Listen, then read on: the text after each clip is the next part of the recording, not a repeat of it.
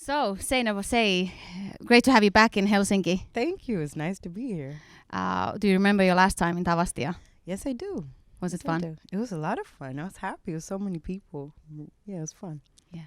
But it's a long time ago. Yeah. So we met then also like the same day when you had the performance in Tavastia, and that was the first time I got to interview you. Mm-hmm. So you would assume that I would be like less nervous or less excited, but I just have to say that your second album just did so much for us, for brown girls in Thank general. you. So I think it just like I got even more nervous and excited to see you again. No, thank you. So definitely want to talk to you about your new album and all the things that you've been, talking about lately, especially with this new album and the different experiences. And so, yeah, it's been more than 3 years since the first album. It was 2015 when Pretend came out, and then this year, a couple of months ago, I Am a Dream came out. And when you listen to those albums, it's like a story that continues. Do you feel like that? Like the first one is about the girl who kind of feels self-doubt. She's not quite sure about everything around, and it's not very clear about what she's maybe wanting to say, or it's not very like straightforward. But the second album is like, this is me and I love myself, and it's more straightforward. Do you feel this storyline here? I hear it. When you say it like that, I can understand that. It was nothing that I thought about, but I write songs about my life, and I think absolutely going from being, I think I wrote my first song for that album when I was 21 or something, to writing the last song for this album when I was 27. Of course, time will do that, I think for this album, I felt like I wanted to be in the solution of things more. I think that's probably why people think I've like come to terms with myself, or that I'm confident now. But to me, it's more me writing songs about the way I hope to feel. So I don't think I'm there. But what I've really realized writing the album is that I might never be there, but it's a process, and it could be harder or easier kind of thing. But I appreciate, and I think also we want for artists to be like done and feel like, if she can be perfect, or if she can feel like she's, come to terms with who she is, I can too. I'm not at all. It's just that I've come to terms with like it's a little bit easier than before, but it's still really hard. Yeah, but just to somebody saying that, I'm different, but I'm really okay with it, and I am accepting myself this way, especially for like I said, brown girls and people of color in general, because especially if you live in Scandinavia and in Europe, we don't have the same kind of representations that some people maybe in the States have. We really feel like there's not enough, art or movies or anything where we are represented, or people will tell our stories, even though we are not sharing exactly the same background. But still, I relate to what you're talking about when you say that. No, I hear you. When you said in the song that, here I don't have to explain why I'm beautiful, or everything like that. So it's like, this is my story. That's how the feelings that I got when I was listening to your music. That's wonderful. I hear you. I mean, it's growing up here, it's been even more isolated than I thought. I didn't feel that way so much growing up because I tried to survive. You just take every day as it comes. But the older I get, looking back at it, it's so, of course it affects you never to see yourself anywhere. I just got so used to that. Of course all of these little comments about the way you look or who you are or your culture or your parents or whatever will just like seep into your soul. And I think what I kind of came to terms with writing the album was that it's okay to just be angry, and it's okay to not come with a solution, because I think a lot of times they'll go like, okay, so what's your idea for stopping the racism? It's like, I didn't create it. It's not my job to tell you how to end it, And I just kind of feel like it's okay. Now I feel like it's okay to just complain and leave it right there and be like, you guys should have to fix this problem. I don't. I'm trying my best, but I really don't have to. It's not my job, We have to ask of, like, honestly, the oppressor to fix the oppression is nothing that came from us. So I don't know, and I'm happy if my music can make anyone feel less weird about themselves or less alone. That's really, then I've done my job. That's really what I want. You've also said, I think it was in Billboard interview when you said that you kind of made a decision that it's time for you to write for other people, for maybe like the brown girls who need the representation.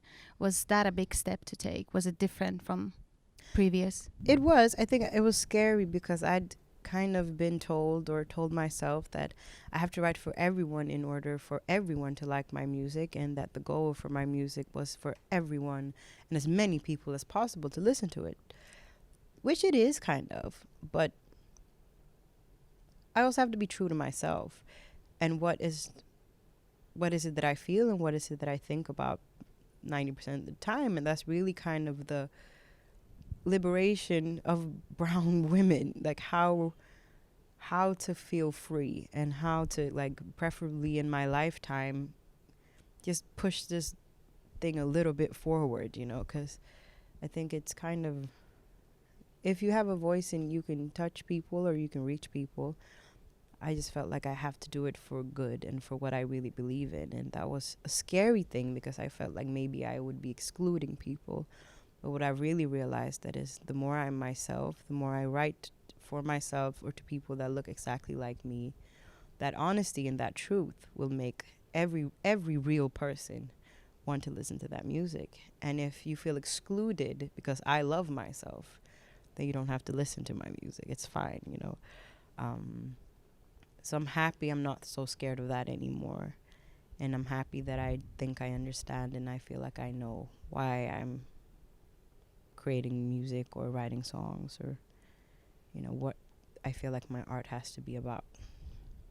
And then again, if I just kind of write a song about tying my shoelaces, that is also political because I'm a black person. Anything I write about becomes political, even if my intention isn't necessarily at all for it to be political, but more so emotional, But just waking up every day is like a political statement alive, to me. Right? Yeah. Out here.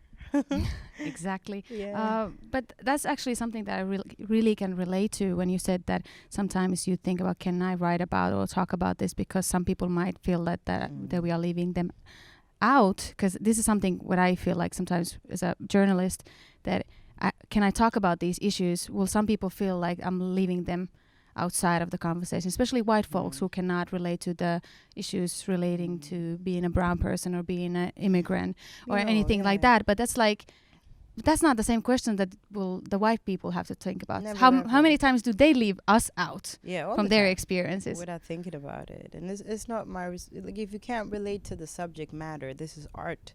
This is, you can relate to maybe being empathetic towards other people or something. It's not about specifics. It's about a feeling that I think any person of any color probably has felt. Everyone has probably felt left out, So, but I guess I understand the feeling of feeling attacked, and people do weird things when they feel attacked, I think there's a way to have the conversation. And I mean, I have one super angry song on my album where I just felt like, fuck it, this is, I'm not gonna put a Disney twirl on the thing. But in general, I just feel we need to talk more about our emotions. How do these things make us feel?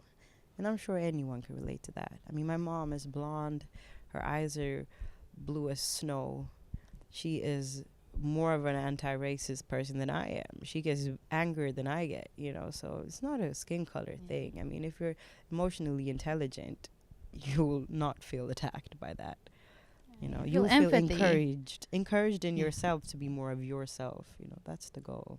Yeah, exactly. It's just like when you're a human being who can feel empathy, then it's not about like skin color. If you can really love other people, then you love them no matter what they look like, what are they, what color they are, or whatever.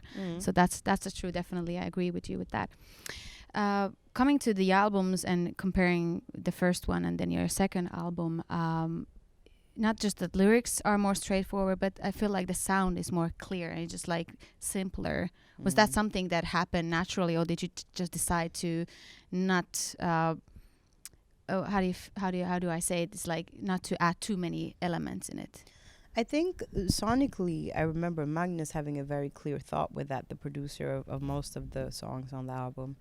And he wanted to kind of, without really talking about it, we hadn't spoken to each other for nearly a year and a half before we got into the studio again. And his idea was to simplify everything and just to make as much impact, I think he said, but with as little as possible. And my idea was also to get to the point quicker. I wanted to stop with the metaphors. And not that I don't love them. I grew up on like conscious rap, and I love that way of writing, just as an exercise really to learn how to do that. So I think we were just aligned with our intentions for the album. So that happened kind of thing. Yeah. The last time I interviewed you and I asked you then what about your next project? Will you be working with new people? And he said, you definitely need to, I need to work with new people. But then it seems like you mostly work with the same people, especially with Magnus. So why did this happen? No, because he's a wonderful producer. He's great, And I think, for him and me, we're both, I hate the word perfectionist because that's not really what we're looking for. There's nothing. I think we're both obsessive and kind of, what's it called? Like very stubborn. And we both kind of think we know what's right. So being in the studio is tough for us. But we love when we get it right. So we're still there, And we'll still be there until the end of things. I think now more so it's the time for me to kind of branch out. I think also I wasn't ready. I was tired also when I was done with my last kind of 3-year run of things, and I needed the comfort of home kind of. And also I think we made one album. We really wanted to see if we could make another one and become better together and just give that a chance. So it's been tough, but it's been worth it. And I'm really proud of kind of our relationship, even more so than the album, and that we actually created it together. It's really like our album. And it's so cool that you were able to still make such a different album. Like the sound and everything was so different than the first one, that it kind of approves or shows that you guys work quite well together. If you were able to kind of switch it up and do something totally different. That's true. I think art to me is the opposite of like being scared and repeating myself, because I tried to make songs that kind of sounded like the other album as well, but I got tired of me. So even if it's a good song, I have to be inspired, by the music we create. So you want to change, you want to evolve. That's the thing. But we thought about it a lot, how to make something new, but not stray too far away from what was the old thing. And I get tired of myself, so I could easily like make an opera album because this is fun. But you have to also respect the people that love the music and respect the people that have memories and experiences to that kind of sound, and not, stray too far away. But yeah, thank you. I'm happy it turned out the way it did. Yeah. And this is also maybe closer to hip hop and the R&B sound. Was that also something that you intended to do? Absolutely. To me, this time around, it's like I have to be able to nod my head to everything. If this doesn't happen, it's not going on the album. Which was what we worked on for 2 years to really find that vibe, and also to not, but not to how would you say strain yourself, or not to be in a box or anything, because we always want to be free and not care about a genre, but the drums and the rhythm of things had to come from that vibe, Yeah. And this actually was kind of cool to see, because I remember that last time when we talked and I asked you about the genres and how come you're not doing more like of a hip hop or soul type of music, and then you said, but there's always hip hop in the background. Yeah, it's always soul music. So, but it's kind of cool that now it's like more like in your face that this is more a hip hop and R&B record. Yeah, I guess so. It's just, wherever the wind blows that day kind of thing. To me, I like sounds and things. I just like the way music makes me feel. If something sounds like rock, put it in there. I don't really care, because I think the point of it all is to feel something. And I think as long as, the essence of things is from the root of who I am, which is like hip hop and reggae music and soul music. It's fine. Yeah.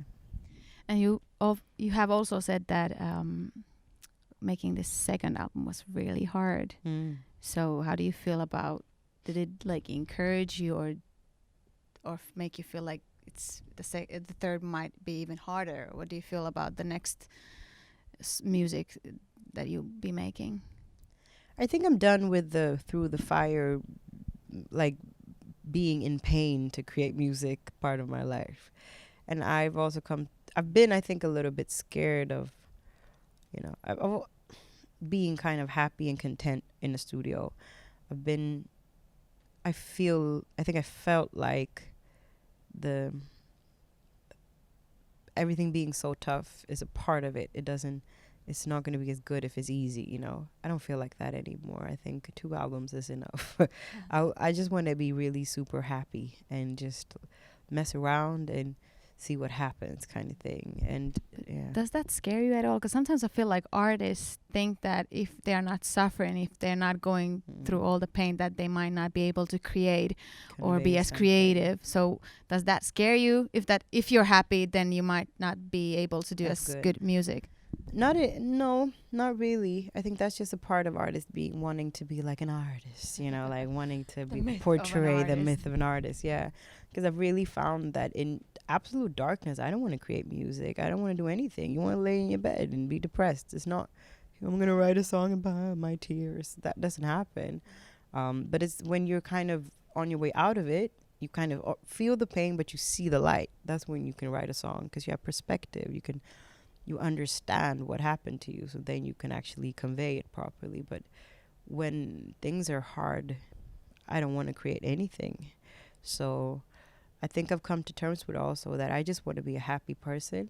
And if happy means I change jobs, I do something else, I just have to promise myself to follow my gut, and maybe stop, being so preoccupied with the idea of what my life is supposed to be like and live my life instead. But it's extremely difficult, and you have to remind yourself of that every single day, all the time. But I do think I understand now that that's the point of everything. I think it's very encouraging that you say that, because sometimes we feel like that what we hear from outside, that only the pain and the hardship can make us stronger or the life worth living. But sometimes you can, maybe I think it's okay to say that, no, I want to be actually just happy for a while at least, and not be always scared and depressed. And I guess to get the skill set to create music, you have to try really hard. You have to put in a lot of work, and it's not fun to work on your craft all the time, but it's something that I love. And is like any other relationship, it's hard sometimes and it's easy sometimes, but it has to be more easy and fun than hard. I have to feel like that it makes me happy, because that's what people dream of, to be able to do something for a living that could be fun for them, so I've just come to terms with that is my responsibility to have fun, because I can have fun and try. And if that doesn't make me as big a hit songs or tour blah blah blah or get free clothes and shit, it's not what life is about, At the end of the day, it doesn't make you really happy. No. It doesn't keep you happy. No. I think it's kind of crazy that when you say that the album, that you went through such a hard time when you were writing the albums, especially when I think about I Am a Dream, it feels like such a positive record. So for me, as a fan, as a listener, it's like kind of difficult to even imagine that the pain, maybe. I mean, maybe you experienced the pain before writing. I don't know. How do you want to open that? Where was the pain? Because at the end of the day, because the record is really positive and full of love and acceptance. I think it was me kind of writing a note to myself and writing about what I wished was the reality. I decided that I wanted to be in the happy ever after thing. That's also why I called it I'm a Dream, because I wanted to feel like a dream. And I didn't at all. But I wanted to kind of, like people say you should do a vision board or mantras or whatever, and you just remind yourself of what you want to be every day, and maybe then eventually you'll be that, you know. So that's what I wanted to do, because it was so dark that I wanted my lyrics to be a fantasy and an escape.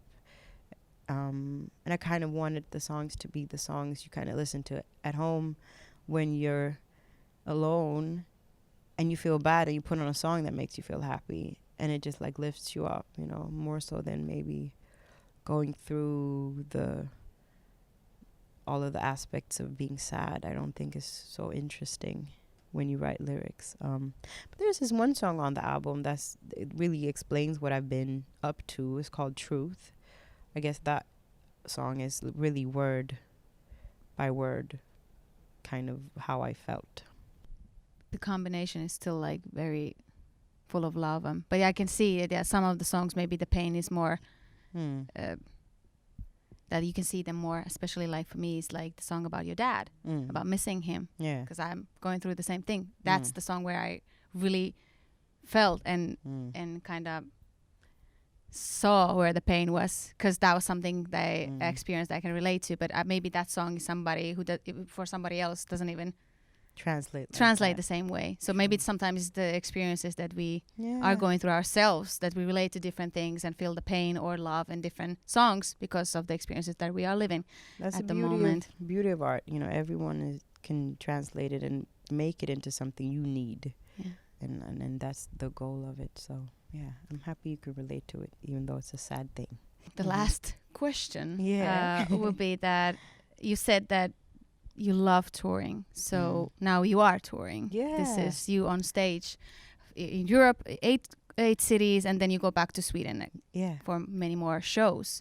What is it the best thing about performing? What is the most important thing for you? Everything. I love singing. I mean, when I sing, I feel so free. I just love everything. It's kind of weird. I feel so much more in control of myself and my life on a stage than I do when I step off of it. And I just love that I have that place in my life and that I get to sing. I'm so very grateful for that, you know. Just to get the chance to get better at it, and because there's some things you have to rehearse on a stage, you know. And I feel like regardless of charts and things, stage is going to be a safe place. And throughout life, I've always felt like if you give me a microphone, I can make things right. I can make myself feel better and other people feel better. And I'm just happy that I have this one thing in my life that I really feel like I'm good at. To be honest, like I'm confident on a stage, and so I love performing. Well, have a great show today. Thank you. Thank you for this. Thank you for interviewing me. Thank you.